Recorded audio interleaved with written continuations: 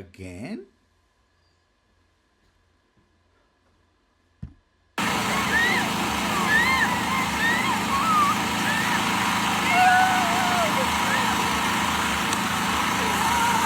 Whose dog is this?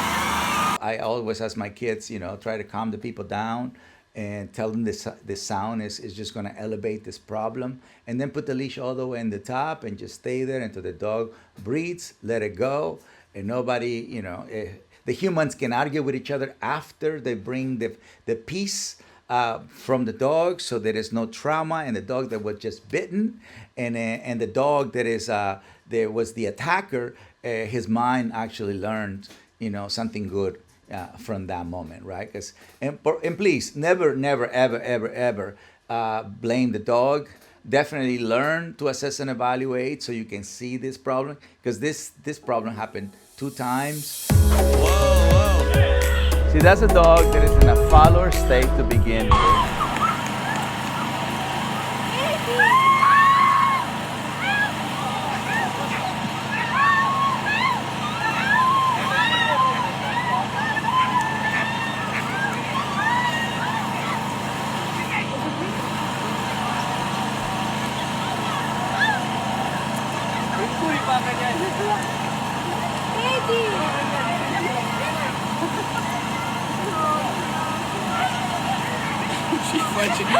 Facendo l'ho scappato un bacio, l'ho scappato. Ja de ce lasă așa dacă știi că nu știu? E băgat degetul în cur la câine.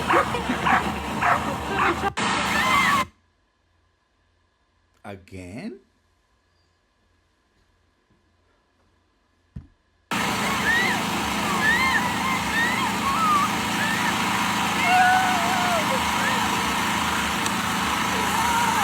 Whose dog is this? Oh my God.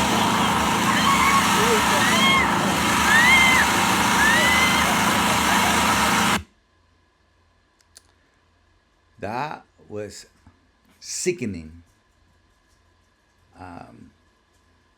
I guess we can all hear a different language. It was not Spanish, it was not Chinese, it was not English. The point is, why do I go all over the world and teach people?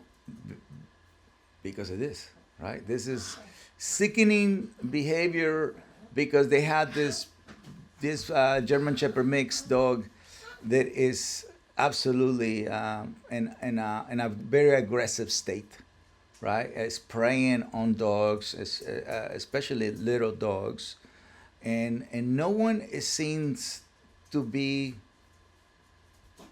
like bothered. None of the guys seem to be like upset with the behavior, right? And do something about it. Not just. It's almost like it is a whole bunch of superheroes and no one does anything about it, right? Because that's 2 little dogs being possibly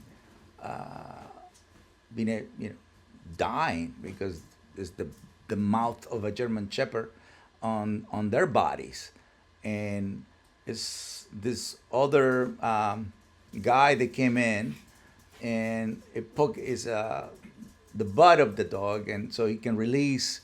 I heard that before, right? I definitely heard do this. Actually, put water on the dog, poke his butt, pull the back legs. All these theories about how to stop a dog from attacking. The one for everybody that is in general, the people should just learn to have available is like when somebody's choking and then you know how to do the maneuver. So we should all learn, right? Because we never know when one of our children or one of our friends or family members might choke with whatever thing, right?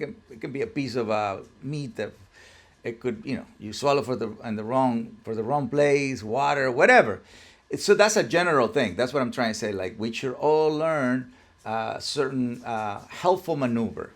In the case of a dog biting, the first thing people have to do is being proactive without the screaming. Then, literally, if you can think about paralyzing, stopping, freezing the mind of this dog that is in this motion, in the motion of biting. And the quickest way where also that dog doesn't get hurt is if you put the leash all the way to the top and you just pull up. You pull up into the dog needs to breathe. And so as soon as he breathes, he's going to open the mouth, because he's not, at this point when a dog is holding the prey or holding a dog, they tight everything down, right? And so their breathing is very shallow. But at one point they have to stop and breathe, because they're not really breathing when they're biting, right? And that's the moment. We need to accelerate that moment so the dog releases quicker, and then the dog goes back to calming down, and the mind goes away from fight, and the mind goes back to surrender, right? Because the whole goal is for us to never bring a dog that has the ability to go into a fight mode, or aggression, or territorial, or a dog that controls or owns things in the house, because then they're going to practice that. Whatever you allow the dog to practice inside the house, to own the land, to lead the family, to claim certain things like, oh, that's this thing.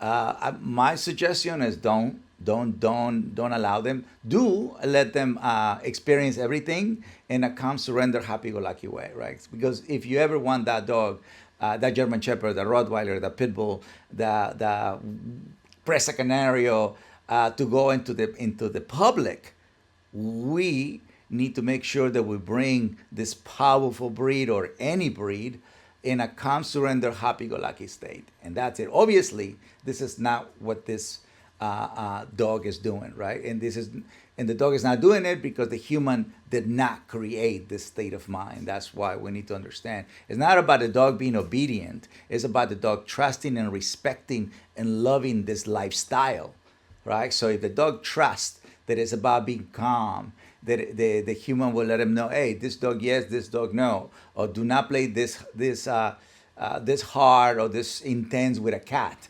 That's why I have many animals, right? Because I want to see how my dogs behave with different species, and then I can tell them how to, right? So especially because I work with a lot of dogs who came from this background, a background where a dog wants to really hurt another dog to the point that they can kill them, right? So the ultimate bad thing a dog can do is to kill another dog, but that's not the nature of a dog, right? So why would a dog end up doing that? Well, lack of exercise, lack of rules, boundaries, limitations, affection at the wrong time. That formula alone can tell you what is it that you're not doing, what is it that humans are not doing. And as you can see, this exercise, discipline, affection formula is not practiced all over the world.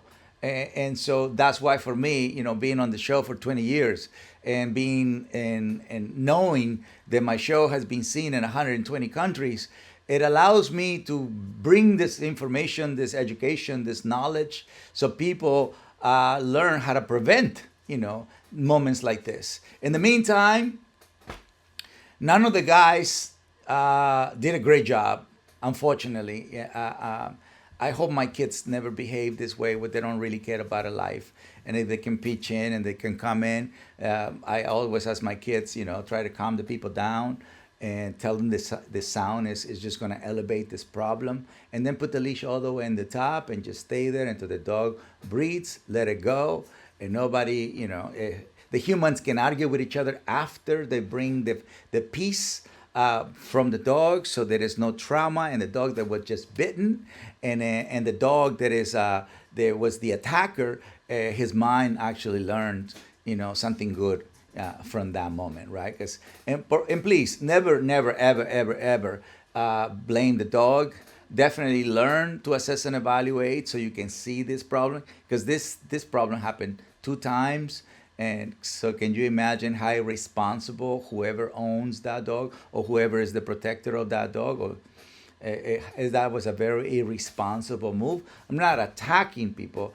I'm trying to bring all the self-awareness and the self-discipline, and to practice honesty.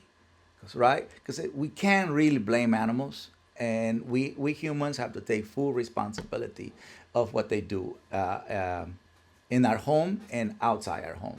So, guys, please do bring your calm, confident, your masculine self. Participate more in being a good role model and a good member to society, to wherever you live in the world. I'm Mexican and that lives in the United States, and my job has been to help people, and people do feel safe, people do feel peaceful with my presence, and that's because I just want to be a better human. So please, every time that you have an opportunity to help somebody, especially around animals and children, help. It's very important. Your participation of silence, calmness, confidence, that shows love, and we can celebrate that. Guys, I hope you enjoyed the video. Make sure you like, subscribe, and comment, and join me on my mission of better humans, better planet.